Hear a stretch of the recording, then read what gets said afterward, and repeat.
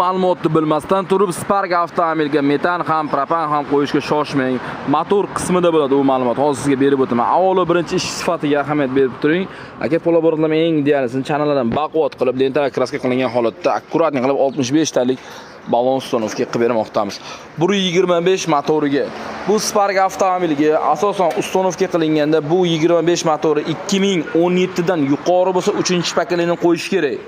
Agarda 2017 dan past bo'lsa 4-pokoleniyadan ham zo'r yo'l. Faqatgina 2017 dan tepasida siltab qolishi mumkin.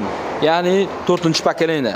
4-pokoleniyadan qo'yib bo'lmaydi. Faqatgina 2017 dan pastiga qo'ysangiz bo'ladi. Demoqchi bo'lganim bu 2019, shuning uchun bunga 3-pokoleniya original ishlanganlar bilan ahamiyat berib qo'ysiz, chotki qilib, zavod qilib ustonovka qilib bermoqdamiz. Kimgadir propan metan xizmati kerak bo'lsa, bemalol murojaat qilib kelishingiz mumkin. Qaytarib o'tamiz, 2017 dan yuqori Sparklarga 4-pokoleniya qo'ydirmanglar, siltab qolish xavfi bor.